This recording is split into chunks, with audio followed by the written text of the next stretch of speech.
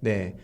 오늘 어제부터 계속 하루 종일 윤석열 대통령 탈당 관련해 가지고 얘기가 무척 많았었지 않습니까? 뭐 지금 좀 왔다 갔다 하는 것 같아요. 어떨 때는 처음에는 대통령 탈당할 거다라는 얘기가 많았다가 또 그건 또 아니라는 식으로 얘기가 나오고 있고 이번에는 또 대통령 취재해 본 결과 또 탈당을 안 하겠다는 식의 기사도 나오고 있거든요. 이게 기본적으로 윤 대통령 당적 관련해서 그 결단을 내리는 것이 윤 대통령이 주체가 되는 시점은 이미 지났어요. 뭐 탄핵당한 시점이라든지 그 중간에라든지 본인이 결단을 내렸어서 당하고는 이렇게 선을 그어주시는 게 저는 맞는 거라고 봤는데 아직까지 안 하셨다면 그럼 주체가 어디로 바뀝니까? 당으로 바뀌어야죠. 네. 근데 지금 김용태 위원장이 오늘 한 얘기가 윤 대통령 찾아뵙고 뭐 네네. 찾아뵙고 탈당을 네. 뭐 정중히 권유하겠다 네. 뭐 이거 아니에요 지금? 그렇죠. 지금 그런 식으로 그러니까 처음에는 탈당을 할 것처럼 얘기했다가 이제는 조금 시간이 지나고 나서는 탈당을 뭐 권유하겠다는 식으로 지금 얘기가 바뀌고 있긴 하거든요. 그 뭘 찾아가? 이러면 또 안 만나준단 말이에요. 그렇죠.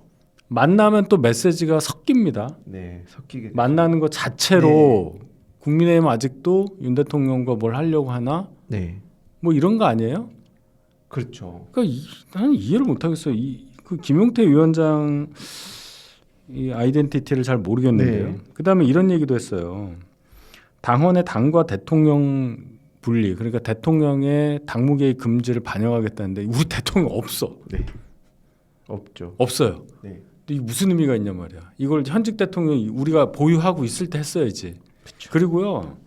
한동훈 대표 63%로 된 한동훈 대표도 이거 못했어요. 네, 당원 당규 바꾸는 거 굉장히 어렵습니다. 아, 전국위원회가 그렇죠. 거길 통과해야 되거든요. 그러니까 당 체질을 완전히 다 개선하고 난 다음에 그렇죠. 할 수 있는 게 당원당규 개정. 그럼요. 전국위원회 구성이 어떻게 되는지 한번 설명을 해봐요. 전국위원회 같은 일단 전국에 있는 시도당 구의원들, 뭐 시의원 구의원들이 우선 들어가 있고요. 그다음에 중앙당에 있는 상설위원회 분들이라든지 그러니까 흔히 말해서 우리 당의 고위분들이 다 포함돼 있어요. 대의원이라든지 포함돼 있는 상황이거든요. 그렇기 때문에 당장 당 전당대회를 통해서 높은 득표율로 당 대표가 된다 한들 단기간에 어떻게 당규를 개정할 수 있는 상황은 안 됩니다. 그러니까 당의 체질을 밑바닥부터 완전히 싹 다 바꿔야 되는 겁니다. 아니 이렇게 당의 어떤 뭔가를 바꾸겠다고 생각하는 분이라면 오늘 장해창 복당은 뭐고 석동현 변호사의 선대위 참여는 뭐가 되는 겁니까? 네. 당의 의사는 장해찬 석동현으로 그냥 대변되는 거 아니에요? 그렇죠. 거기다가 정호용 그분 고문으로 임명했다가 철회한 거는 정말 저는 좀 놀랐습니다. 일단 뭐 아실 분들은 많이 아시겠지만 그분이 지금 저희가 곧 있으면 5.18이지 않습니까? 강주 민주화 운동이 곧 다가오는데 사흘 남았어. 사흘 남았는데 당시 5.18 민주화 운동 당시에 특전사령관을 했던 사람을 당 선거 상임 고문으로 위촉했다는 것 자체가 전 굉장히 놀랐습니다.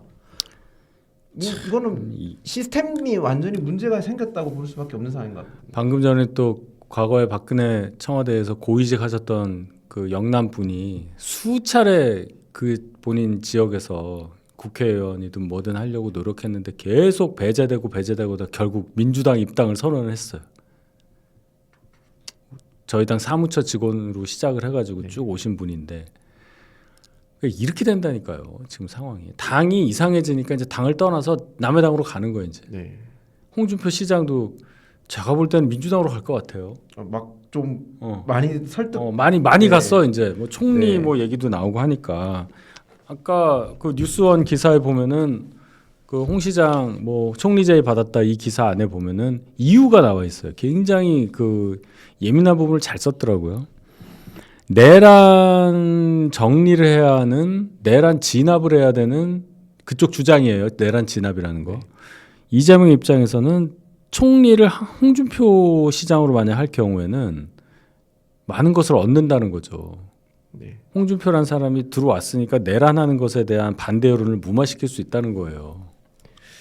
그러니까 이 내란이라는 것에 대해서 우리 계엄령이라고 할게요. 계엄 관련해서 민주당이 얼마나 센 의지를 가지고 지금 뭔가를 정리하려고 하느냐 네. 이걸 느낄 수가 있죠. 그게 방금 전에 제가 소개드렸던 JTBC 뉴스에 나온 통화록에도 그걸 염두에 두고 지금 하는 말 아니겠어요? 그렇죠. 그럼 이제 스케줄이 보이잖아요. 네. JTBC 띄우고 민주당 알고 있고 네. 이제 대선 이제 조금씩 들어가고 있는데 그거 터뜨리고 거기에 대한 후속 기사 나올 거고 후속 기사 있으니까 저 얘기를 할 거 아니에요.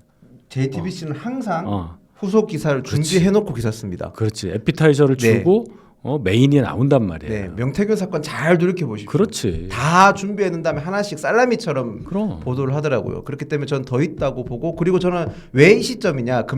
앞으로 이제 금요일이고 주말에 첫 TV 토론이 있지 않습니까? 그러면 JTBC나 민주당에서 원하는 방향으로 끌고 가는 게 되게 그렇지. 좋습니다. 그러면서 물어보겠죠. 네. 이거 어떻게 생각하냐? 네. 저거 어떻게 생각하냐? 김문수 후보도 전화 받지 않았느냐? 네. 분명히 그런 얘기 할 겁니다. 네, 저는 그렇게 보이고 지금 되게 재밌게 돌아가고 있는 재밌다는 표현이 적절하지 않은 것 같은데 지금 어찌 보면 우리 언론 지형이 보수 진보가 명확하게 나눠져 있지 않습니까 매체별로. 그런데 대동단결이 됐습니다. 피디님 그 아까 이미지 하나 띄워주시겠어요? 어찌 보면 가장 극과 극에 있는 저희 매체지 않습니까? 조선일보 한겨레가 거의 같은 논조의 그러니까 사설을 썼더라고요.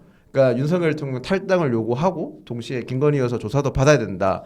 안 그러면 국민의힘이 지금 대선을 치르고의 문제가 아니라 저희가 계속 걱정하고 있는 최악의 상황까지도 이제 걱정된다, 우려된다라는 이런 논조의 기사가 나오기 시작을 하더라고요. 사설. 그렇죠. 네. 좀 쉽지 않은 거잖아요. 사실 그러니까 조선과 한겨레 같은 논조가 나온다. 제가 생각할 때 윤 대통령에 대한 우리의 이런 관심 아닌 관심은 대선 끝나면 이제 사라질 거예요. 네. 그러니까 사회면으로 간다고 제가 표현을 하는데 이제 재판 이슈에만 가는 거지. 네.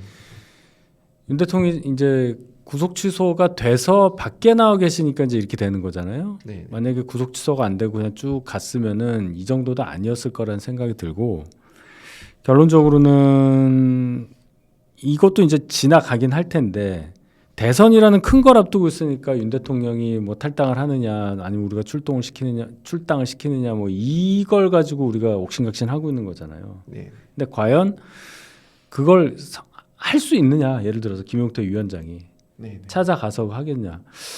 찾아간다. 저는 솔직히 찾아간다는 건 나올 줄 몰랐어요. 그러니까 거기서부터 찾아간다. 네. 저는 사실 그 기사 못 보고 들어왔거든요. 우리랑 세계관이 달라요. 네, 찾아간다고 생각할 줄은 몰랐습니다. 정말로. 그거는 저는 전혀 생각하지 못한 소식이었습니다. 그냥 뭐 아니면 하다못해 뭐 다른 의원들을 보내거나 이러면 모르겠는데 본인이 직접 가겠다는 거 아닙니까 지금? 그거는 저는 솔직히 30대 어쨌든 저보다도 어린데 그런 초식을 쓴다는 게 저는 놀랍네요. 솔직히 얘기해서 그거는 네. 어떤 초식인지 전혀 오늘 비대위원장 됐으니까 오늘 전국위원회에서 인정받은 거니까 오늘은 여기까지 할게요. 네, 그 뭐 달라진 모습을 보. 근데 지금 이제 걱정되는 거는 그래서 지금 어쨌든 김문수 후보가 제대로 선거를 준비를 하고 있느냐 그리고 지금 뭐 지지율이라든지 이런 게 어떻게 되냐 걱정하시는 분들이 되게 많더라고요. 특히 지금 기사도 많이 나오고 하는데 제대로 선거운동이 안 되고 있다. 뭐 일정이라든지 뭐 선거 유세 현장이 좀 썰렁하다든지 아니면 또 뭐 준비가 좀 부족해가지고 제대로 선거 운동원들이라든지 유니폼이 이런 게 안 되고 있다는 얘기가 되게 많이 들리거든요. 선거 포기하는 느낌이 막 들죠. 네. 예, 준비가 안 됐고 유세 현장에서도 메시지가 자꾸 따로 나오고 오늘 아침에도 김문수 후보가 굳이 헌법재판소 얘기를 하면서 8대0 만장일치 나온 게 뭐 공산당 같다 이런 얘기 했잖아요. 네. 이런 거 하나하나가 이게 뭐라고 얘기해야 될지 모르겠어. 왜 우리는 후보를 가장 경쟁력 있는 사람으로 뽑지 못했는가? 그렇죠. 이 뭡니까? 그걸 이제 돌파하려고 노력을 했으나 안 돼요. 이게 참. 그래서 제가 대선 끝나고 나서 이제 상황을 쭉 말씀을 드리는데 이 사람들이 어디까지 갈지 우리는 모릅니다. 뭐 별짓 다 하겠죠. 네. 마지막에 제가 이혼 얘기까지 했는데 뭐 이혼도 뭐 불사지 뭐 만약 안 되면 이혼해야지 뭐 어떻게? 네. 그렇죠. 그러나 어쨌든 지키면서 바꿔보자는 스탠스죠. 지금은 우리가 그만한 세력이 또 있고 어디까지 갈지 정말 모르겠습니다. 그 사람들이 저는 조금씩 분열할 수밖에 없다고 봐요. 수사 받으면 그렇게 됩니다. 네, 100%. 안 그래요? 저는 100% 예상합니다. 100%지. 네. 따로따로 하는데 네. 서로 미루기도 하고 그 과정에서 서로 감정 싸움 나고 누구는 어떻고 누구는 저쩌고 어떻게 한 몸으로 가요. 거기는 피가 다 다르다니까요. 이해관계가 다 다르고 다 달라요. 네. 다 달라요. 네. 왜냐하면 지역 연고가 다 다르기 때문에 완전히 다른 얘기가 나올 겁니다. 서로가 처해져 있는 상황이 완전 다르고 어찌 보면 그 친윤이라고 지칭되시는 분들 중에서도 더 안전한 지역구가 있고 아니면 조금 그렇지. 덜 안전한 지역 그렇기 때문에 완전히 이 국면이 전환되면 수사 전국이 들어가고 흔히들 저희들이 우스갯소리로 그런 얘기 하거든요. 이재명 총통 시대를 맞이할 거라고. 그 시절이 되면 윤희석 소님께서 그 종종 방송에서 사람한테 쓰면 안 되는 말이긴 하지만 쓰시는 도륙 당한다라는 표현을 쓰시는데 만약에 도륙 당하면 저는 확실히 서로 다른 얘기가 나올 거라 생각을 합니다. 당연히. 그렇죠. 확실히 다를 거예요. 정신이 없을 거예요. 이제 야당이 된다고 가정했을 경우에 누굴 믿을 거예요. 사법부도 사법부야 뭐 우리가 어떻게 영향 미칠 수 없는 지역이라고 곳이라고 볼 때 이제 수사를 어떻게 하느냐 살아남기 위해서 수사기관을 더 가혹하게 할 거예요. 네. 그러니까 지금 더 이러는 거란 말이에요. 그렇죠. 이러는 게 뭐냐 윤 대통령과 같이 뭔가 해서 피해자 코스프레 하고 뭐 이런 구심점으로 윤 대통령을 활용하려고 할 겁니다 아마. 네. 아유 참. 그 저는 사실 오늘 또 느꼈던 게 신도림역에서 오늘 대참사가 일어났지 않습니까 아침에 그 두 가지 문제점이 있다고 봤던 게 첫 번째는 물론 참사를 설명해 주셔야 네 돼요. 참사가 어떤 참사였었냐면 지하철 출근길 인사를 했어요. 김문수 후보가 직접 나와서 출근길을 하는 직장인들을 상대로 아침에 지하철 앞에서 인사를 하셨거든요. 표를 찍고 들어가시는데 사실 출근길에서 출근을 해보면 출근길은 굉장히 혼잡하고 특히 신도림 같은 환승역 같은 그런 공원은 진짜 사람이 너무 많아서 앞에 누가 말 걸고 하면 짜증 나거든요. 근데 그거를 모르고 나와서 인사했다는 거 첫 번째. 그게 첫 번째 문제였고 두 번째는 저는 만약에 그게 잘 안 돌아갔다. 일정 자체가 뭔가 좀 안 돌아가고 문제가 생겼다. 이러면 즉석에서 수정을 한다든지 일정을 뭐 그러니까 동선을 수정한다든지 아니면 뭐 일정을 좀 조정을 한다든지 이런 게 있어야 되는데 그냥 시민들 불편함을 계속 주면서 계속 하더라고요. 일정을. 그러니까 그게 대표적으로 공감이 안 되는 상황인 거예요. 저도 이제 당협위원장하고 뭐 그 예비 후보 뛰고 할 때 보면 이제 출근길에 인사를 하라는 거예요. 이게 무슨 소린가? 그러니까 당협위원장 할 때는 이제 구의원, 시의원, 막 구청장 하니까 제가 이제 막 그 강동구에 이제 뭐 이렇게 차 많이 있는 이제 네네. 사거리 같은데 이제 정차하잖아요, 차들이. 그러면 제가 거기 이제 중간에 교통선 같은데 서가지고 인사를 하는 거야. 뭐 국민의힘 뭐 이런 거 네. 들고 그때 자유한국당이었잖아.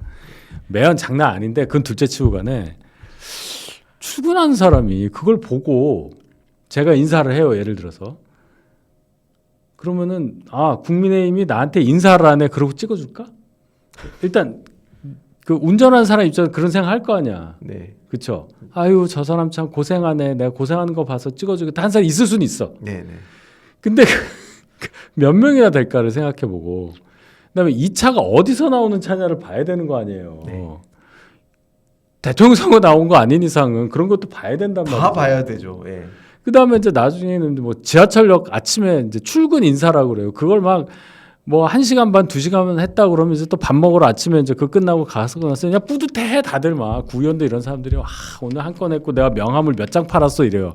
표현이 그래 팔았다 그래. 예. 명함 뭐 오늘 뭐 5,000장 팔았어 뭐 이래. 그럼 어우 뭐 되겠네 뭐 이런다.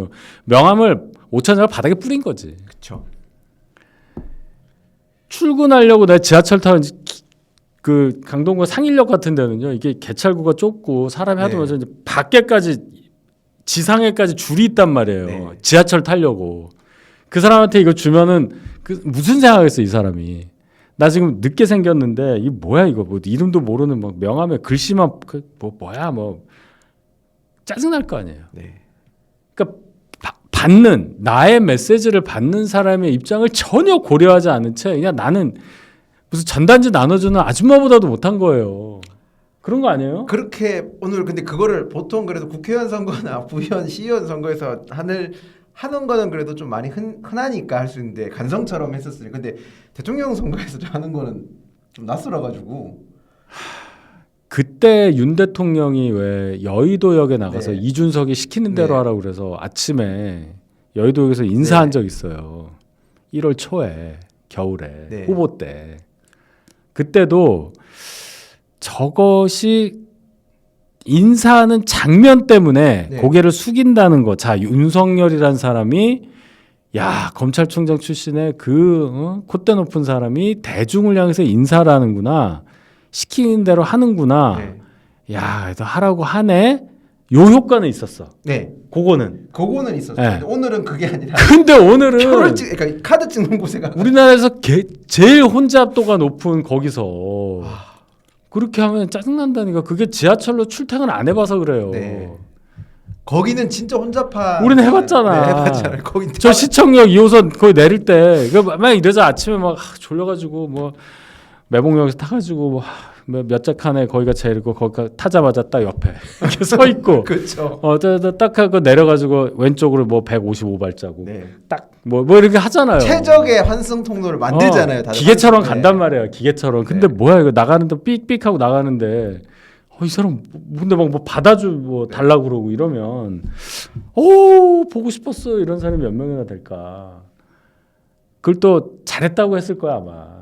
거기 간 그렇겠죠. 사람들은. 사람 많은데. 거기 김용태도 같이 갔잖아. 네, 옆에 김용태가 있더라고요. 김용태 위원장이 있더라고요. 차라리 따로 가지. 그렇죠. 그러면 거기 우르르 있으면 굳이 할 거면. 거기다 카메라도 아까 어. 여기 지적들 많이 하시는데 카메라가 들이대면 네, 저도 보면서 이제 ENG 국회 풀단인 것 같던데 영상 풀단인 것 같아요. 영상 풀단을 그렇게 배치하는 것도 굉장히 저는 보기 안 좋더라고요. 그 다음에 한동훈 후보 보고는 맨날 셀카 찍다 뭐라 그러더 오늘 찍던데? 그러니까 이게 다른 겁니다. 이게 다른 거고 선거운동 방식이라는 것도 기본적으로 메시지가 좋고 후보 자체가 훌륭하면요 어딜 가도 화제가 되는 거예요. 이것도 좋게 보일 수가 있는 여지를 만들 수가 있단 말이죠. 네. 굳이 그렇게 안 하더라도 저 같으면 아침에 이렇게 바쁜 데를 가지 않아요. 네. 왜 출근길을 가? 그렇죠. 안 그래?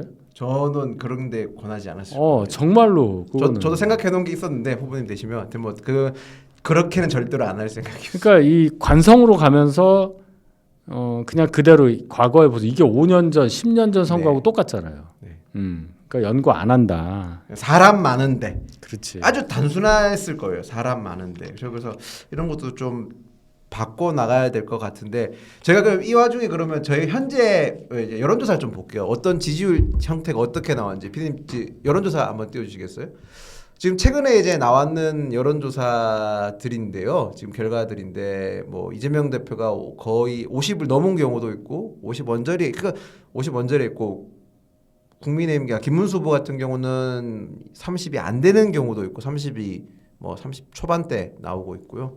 이준석 대표는 뭐 8, 7 이렇게 형성이 되고 있어요. 그래서 근데 저거랑 다르게 이재명 민주당 같은 경우는 50%를 넘겨서 생각하는 수준이 아니라 55%를 넘겨서 예상 득표를 지금 생각한다는 얘기도 있더라고요. 민주당 목표는 58이에요.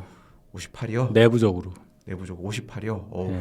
58이 나온다는 소리는 저희가 앞에 이자가 나와야 된다는 얘기인데 그렇죠. 지금 현재로서는 이자가 나올 수도 있다는 그런 우려가 지금 많이 나오긴 하더라고요. 그리고 여론조사 상으로 봤을 때 저기 나온 건 다 거의 다 세 건데 다 전화 면접 방식으로 돌린 여론조사거든요. 그러니까 전화 면접으로 돌렸을 때 저렇게 나오고 ARS 이렇게 추론 조금 분석을 좀 체계적으로 제가 아직 못 해봤는데 체계적으로 하게 되면 이자가 나올 수도 있겠다. 물론 이자 후반대에 하기가 같긴 같은데 거기다가 이제 또 토론도 있지 않습니까? 앞으로 토론까지 있으면 토론 때 저희가 지지율을 이렇게 좀 올라갈 가능성이 그렇게 높아 보이진 않거든요. 솔직하게 냉정하게 얘기해서 그러면 저희가 쉬워 보이진 않을 것 같다는 생각이 듭니다. 거기다가 저희에게 당면에 있는 과제가 윤석열 대통령 뭐 탈당, 출당 뭐 요 문제가 지지율을 확 올릴 수 있는 카드로서도 이제 전 시기가 지났다고 생각이 들거든요. 김문수 후보께는 죄송할 수는 있지만 후보 자체의 매력도 자체가 떨어지기 때문에 뭘 해도 지금 저거를 바꾸기가 굉장히 어렵습니다. 네. 예. 참 뭐. 그렇죠. 지금 그러니까 이게 제가 자꾸 7년 전에 서울시장 선거가 자꾸 오버랩돼서 그때 너무 맥 빠지게 선거를 했거든요. 네. 굉장히 힘들었어요. 제가 그때 유세차 타고 강동구 돌면서 이제 제가 마이크 들고 막 하면 우리 김 대변인이 제가 너무 오버하니까 제가 막 이제 박원순 되면은 뭐 11년을 네. 뭐 하는 겁니다. 그러니까 막 그만하라고 막 차 거기 제가 하고 있으면 중간에 섰을 때 앞자리 타 있다가 너무 세다고 저도 흥분해가지고 이제 네네. 이게 말이 되냐고 막 하고 그랬는데 아무리 떠들어도 효과가 없어요. 23% 나왔다니까요. 그렇죠. 아 지금 그 걱정되는 게 저도 이제 방금 말씀해 주시니까 생각나는 부분이 있는 게 너무 비슷한 경향성으로 같이 가고 있고 저희는 지금 계속 저희 목소리를 내잖아요. 지금 이재명이 방탄을 너무 많이 하고 있다 막 이런 식으로 얘기하는데 저희는 아직 윤석열 대통령에 대해서도 어떻게 해야 될지 결정을 못 내리니까 저는 이재명 후보가 방탄조끼 입고 있는 게 국민의힘은 내란 당이다라는 방탄조끼를 하나 더 입고 있다는 생각이 들더라고요. 계속. 그러니까 저희의 목소리가 이재명이 진짜 나쁜 사람이고 대통령이 되면 안 되는 사람이라는 메시지가 안 먹힌다는 거죠. 전혀. 그 얘기를 듣기에는 네. 순서가 그게 뒤야. 네, 뒤죠. 그렇게 돼버린 거예요. 그렇게 된 것 같아서 이거 너무- 굉장히 큰 의미가 있어요. 네. 지금 이렇게 자중질환 윤통 지금 출당 탈당 갖고 지금 며칠씩 이럴 일입니까? 지금 뭐 서정욱 변호사 나고 전환길 나고 이럴 일이냐고. 네. 당연한 거잖아요. 아, 당에 해악을 끼친 거잖아. 네. 뭐 이 이상 내가 뭐 어떻게 얘기를 해? 근데 이 와중에 그러면서도 계속 당에서는 빅텐트 얘기만 하잖아요. 근데 그걸 이제 이준석 후보한테서 계속 뭐 거의 구걸이 저는 구걸이라는 표현을 안 쓰고 싶긴 한데 구걸이 맞는 것 같은 정도로 계속 구걸. 네, 그런 게 하고 있는 것 같은데 이준석 후보는 전혀 그러니까 안 하겠다는 얘기만 반복하고 있는 거지 않습니까? 제가 비즈니스 하는 사람이라면 비즈니스에 전념하는 사람이라면 빅텐트라는 텐트를 팔겠어. 네. 엄청 잘 팔리겠다. 그래서 뭐 아이고. 지금 뭐 단일화 뭐 여러 가지 얘기도 나오고 있긴 하는데 뭐 큰 의미가 지금 없는 상황이 돼서 저희가 준비했는 이미지가 하나 있긴 하거든요. 요 이제 그 피디님 이미지 하나 띄워주시겠어요? 이게 이제 뉴스원에서 여론조사에서 이게 아프지. 네 단일화를 우리 김문수 후보와 이준석 후보가 단일화를 했었을 때 표에 이제 어떻게 표가 지지층에서 어떻게 이동하는지에 대해서 이렇게 좀 분석한 게 있는데 생각보다 시너지 효과가 그렇게 클 것 같지는 않다는 생각이 들더라고요. 이게 한 90은 돼야 돼요. 네. 근데 봐요. 많이 나와요. 이준석으로 단일화됐을 때 김문수를 좋아하는 사람의 3분의 2도 안 되는 64%밖에 안 가요. 그렇죠. 김문수로 단일화되면 이준석 지지하는 사람의 반 조금 넘는 55%밖에 안 가고 다른 데는 흩어지는데 무려 30%가 이재명으로 가요. 이렇게 된다니까요. 그렇죠. 그러니까 지금 당에서는 그러니까 김문수 후보 쪽에서는 단일화나 빅텐트 얘기할 때가 아닌 것 같은데 저기에 너무 목숨을 걸면서 가고 있다는 걸 제가 볼 때마다 지금 전략이 아니, 그러니까 오늘 갑자기 재작년 11월 달에 이준석 징계 취소 최고위원회에서 했다는 거를 다시 돌렸잖아요. 네 다시 돌리더라고요. 제가 그거 보면서 이게 뭐한 짓이야 이게. 네. 이렇게 되는 것 같아서 좀 너무 그걸 상기한다고 해서 네네. 그러면 뭐 이준석이 그래 국민의힘이 나한테 손을 내밀었네 어떻게 뭐 빅텐트 한번 쳐봐 뭐 이렇게 됩니까? 애들도 아니고 그렇죠. 2년 전에 이미 했다니까요. 네. 오늘 한 게 아니고 오늘 했어도 말이 안 되는 거고 네. 다른 당이에요. 그리고 이준석하고 단일화하는 얘기는요 굉장히 다른 문제입니다. 이게 합당을 해야 돼요. 나중에 그냥 무소속 후보가 당에 입당하고 이런 게 아닙니다. 그러니까 일단 당을 달리하는 데 굉장히 어려운 일이다. 이혼해서 재결합하기가 쉽지 않다니까요. 이게. 그렇죠. 네. 그래서 저는 볼 때마다 지금 되게 표류하는 느낌이라 가지고 당을 그렇다고 해서 공격할 수도 없고 이걸 어떻게 해야 되나 매번 고민이 되게 저도 많아지더라고요. 조정훈 1인 정당 들어오는데도 시간이 오래 걸려서 그쵸, 조정훈은 네. 저희 당 사람도 아닌데 저희 당 당직을 맡았어요. 네. 그 제가 여러 번 설명드렸잖아요. 네. 그러니까 예를 들어서 이준석 후보가 나중에 어떻게 해서 친윤이랑 짝짝꿍해서 당에 들어온다고 만약 하더라도 그 절차 과정에서 엄청난 비난을 받을 거예요. 그렇죠. 그렇죠? 그럼 뭐 하겠다면 뭐 막을 수는 없겠지만 근데 그게 무슨 상관이에요? 그렇게 하는 순간 이준석이란 정치인의 정치 생명이 끝나는데요. 그렇죠. 그럼 한동훈 대표를 지지하는 입장에서는 쉬운 상대가 되죠. 네. 예. 그래서 그런 거를 계산하는 이준석 후보가 저보다 계산 못 하겠습니까? 더 잘하겠지. 자기 일인데. 그러니까 그렇게 생각하자는 거예요. 자꾸만 우리가 피해 의식을 가지고 얘들은 이렇고 얘들은 이렇고 얘들은 이런데 우리는 왜 당하냐 이렇게 안 보셔도 된다는 말씀을 제가 점잖게 드립니다. 네.